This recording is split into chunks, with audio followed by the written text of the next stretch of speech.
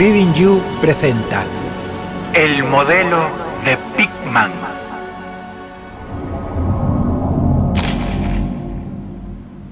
Ay, Elliot, ¿por qué tienes que pensar que estoy loco? Mucha gente tiene manías extrañas. ¿Qué hay de tu abuelo, que jamás se sube a un automóvil? ¿Por qué no te burlas de él? Si no me gusta viajar en subterráneo, es mi problema. Hicimos más rápido en taxi. Sé muy bien que estoy algo nervioso, probablemente más que la última vez que nos vimos. Pero no necesito una clínica, no. Tú tampoco hacías tantas preguntas antes. La verdad no sé qué fue de la vida de Pigman. Ahora que desapareció, vuelvo al club cada tanto. Prefiero no saber de él. Que averigüe la policía. No será mucho, ya que no saben de la vieja casa de North End. Pigman la alquiló bajo el nombre de Peters. No creo que puedan encontrarla. ¿Intentarlo? No, gracias. Ni siquiera de día. Sí, voy a contarte algo. ¿Por qué la alquilaba? Así vas a entender por qué no quiero saber nada con la casa, ni con el subterráneo, ni con los sótanos. Desde ya, no me alejé de Pigman por las razones de los otros. Hablo de esos viejos conservadores que consideraban su arte demasiado morboso. Jamás tuvo Boston un pintor con tanto talento como Richard Upton Pigman. Lo sostuve incluso cuando expuso su demonio necrófago alimentándose. ¿Recuerdas ese escándalo? Y aún lo sostengo ahora. Nadie pintaba como él. Recordarás que el fuerte de Pigman era la expresión de la cara. No creo que desde Goya nadie haya puesto tal intensidad diabólica en unos rasgos.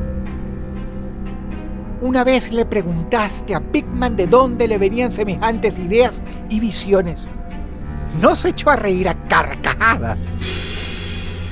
Yo trabajaba en un análisis sobre arte fantasmagórico, así que empecé a visitar a Pigman con frecuencia. Me enseñó sus cuadros y dibujos. Vi algunos que seguramente fueron decisivos para que lo expulsaran del club. En poco tiempo me hice fanático suyo. Le gustaba hablar y yo lo escuchaba cada vez más atento, aunque muchas de sus especulaciones y teorías eran propias de un loco. El rechazo de los demás también hizo que Pigman se apegara a mí. Un día me preguntó si quería ver algo de lo que no podía hablar y que superaba con creces todo lo que guardaba en su estudio. Él se dedicaba a captar las emanaciones del alma. Y eso no se encontraba en las calles artificiales como las nuestras, construidas por el hombre moderno. Aquí solo encontraría fantasmas domesticados, como en cualquier gruta poco profunda. Y él necesitaba fantasmas humanos, fantasmas de seres refinados, como para asomarse al infierno y comprender el sentido de lo que veían ahí. Me dijo que el lugar indicado para un artista era el North End y me pidió que lo escuchara, ya que me interesaban esas cosas. Me impresionó su cara de loco mientras decía: ¿y si te dijera que tengo otro estudio allí, donde puedo captar el espíritu nocturno de antiguos horrores? Cosas de las que ni se me hubiera ocurrido pensar en Newbury Street. Y se largó a hablar.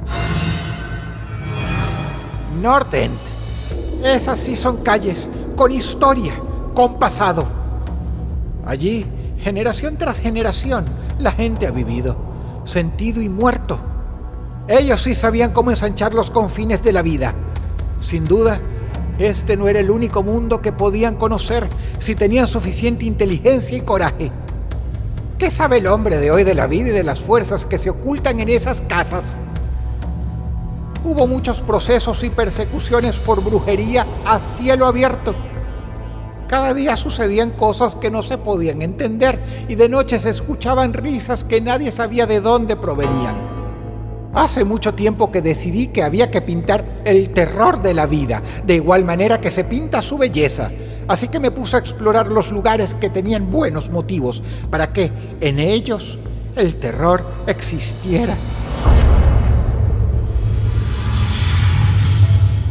Bueno, Elliot Pickman entonces tenía un estudio y yo quise visitarlo. No estaba lejos, a unos kilómetros tal vez. Tomamos el metro y caminamos algunas cuadras. No presté tanta atención a las vueltas. Estaba demasiado entusiasmado por conocer su secreto. Recuerdo un callejón desierto, antiguo y sucio. Los tejados desvencijados, la mayoría de las ventanas rotas y las chimeneas derruidas. Pickman sacó una linterna e iluminó el camino cada vez más oscuro. El lugar era tal como me lo presentó, un antro. Apenas se sostenía de pie. Por eso a Pickman no le interesaba. Encendió una lámpara de petróleo y me dijo que me pusiera cómodo. Cuando la sala se iluminó y vi las paredes, me quedé mudo.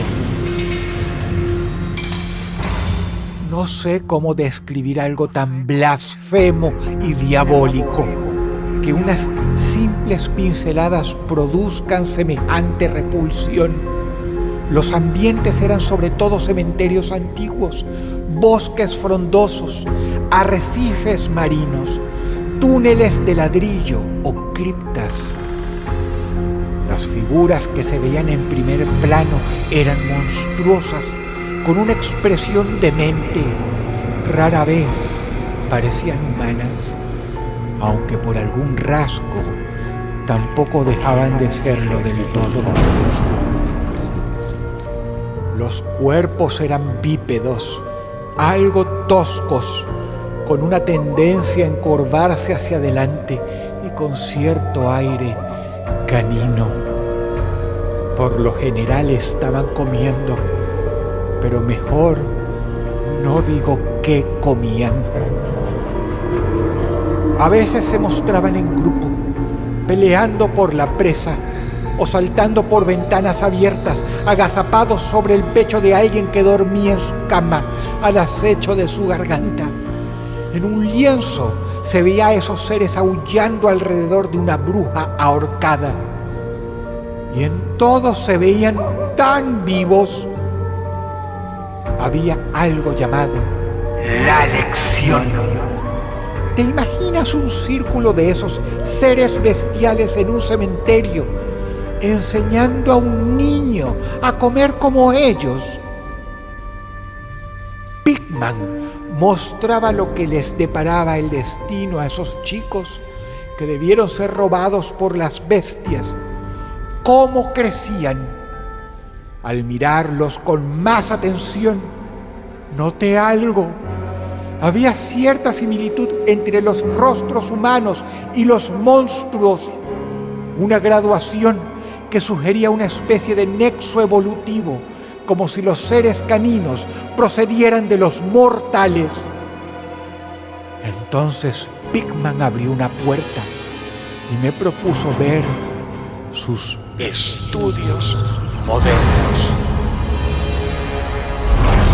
El nuevo cuarto me impactó más que el anterior. Hasta me sentí un poco mareado y tuve que apoyarme en la pared. El espanto y la repugnancia me dejaron sin habla. Pickman comprendió mis sensaciones y se sintió muy halagado. Elliot, me conoces. Sabes que no soy alguien impresionable ni prejuicioso. Pero qué cosas pintaba ese hombre. Uno de los lienzos se llamaba Accidente en el subterráneo. En él, un grupo de abominables seres salían de una grieta del suelo de la estación de Bolston Street y se lanzaban sobre la gente en el andén. Otro era un baile en medio de las tumbas sobre un fondo actual de nuestra ciudad. Había varias de sótanos con monstruos que se deslizaban por agujeros de la mampostería o hacían muecas siniestras, bien ocultos entre los objetos de la casa, como esperando que llegara la víctima. La que más me impresionó fue una escena de una cripta donde una multitud de fieras se juntaban sobre un libro que una de ellas sostenía y leía. El libro era una guía muy conocida de Boston. Las bestias sonreían. De tanto mirarlo, hasta me pareció sentir su diabólico eco. Aquellos cuadros me hicieron reflexionar sobre dos cosas. Primero, en la crueldad y la falta de humanidad de Pickman.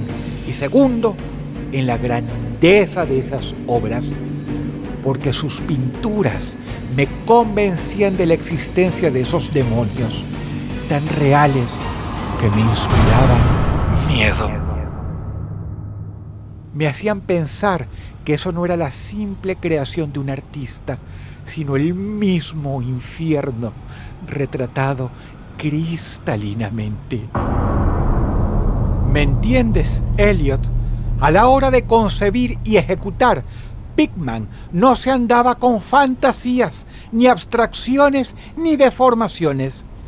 Pickman era en todos los sentidos un pintor realista. Después me condujo a su estudio en el sótano. Todo estaba lleno de humedad. Parecía un espacio muy amplio. Pickman enfocó la linterna hacia un rincón donde había un pozo de ladrillo. Nos acercamos. Pickman me contó que aquel era el motivo por el que eligió el estudio. Ese pozo tenía aproximadamente 1,5 metros de diámetro. Se veía muy sólido, como una construcción del siglo XVII. Pensé en todos los túneles a los que podría estar conectado desde la ciudad hasta las colinas. De allí pasamos a otra sala, por suerte más iluminada, con la luz suficiente para trabajar. Pickman tenía varios cuadros sin terminar, colgados y en sus caballetes. Lo que más me llamó la atención fue una cámara de fotos en una esquina.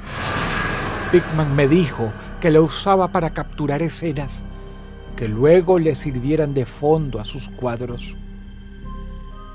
Así podía pintar en su estudio sin salir cargado para retratar esta o aquella vista. La verdadera sorpresa se produjo cuando Pickman descubrió un gran lienzo. Estaba en una esquina, apartado de la luz. No pude contener un grito. Era un monstruo colosal, de ojos rojos, encendidos, y entre sus garras huesudas tenía algo que debió ser una persona, pero ya no tenía cabeza. Te aseguro que no me espantó tanto la criatura escamosa, maligna, como la técnica de Pickman para pintarla.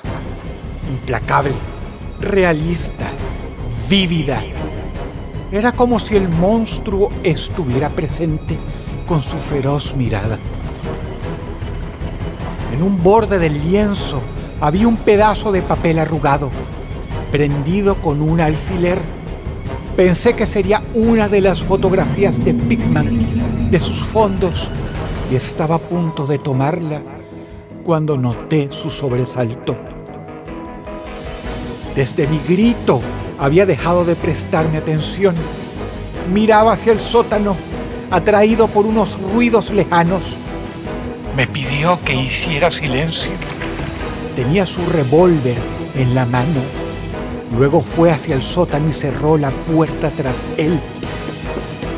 Parecía que alguien corría. Se escucharon alaridos, golpes desde alguna dirección que no podía definir. Pensé en ratas gigantescas. Después se oyó un gran estruendo. Pigman gritaba algo que no llegué a descifrar y disparó unos cuantos tiros. Pigman reapareció con el arma humeante, insultando a las ratas. «El diablo sabrá lo que comen», dijo sonriente, y no agregó nada al asunto. Yo tampoco sabría decir qué provocó esos sonidos. Enseguida me sacó de aquel antro. Esta vez tomamos otro camino, y en cuanto quise darme cuenta, ya estaba cerca de mi casa. Nos despedimos como cualquier día. Y es cierto, no quise ver más a Pigman. Admito que me tranquiliza un poco que tampoco nadie sepa más de él. No, Elliot, no fue por sus cuadros, ni porque me haya ofendido algo. ¿Por quién me tomas? Fue por algo que encontré el otro día. Ese papel arrugado, al borde del gran lienzo. No me di cuenta, pero debí guardarlo sin querer. Lo tenía en el bolsillo de mi pantalón. Aquel papel no era de un cuadro, era una fotografía. Y esa fotografía, Elliot, había sido tomada de una criatura en vivo. Al natural.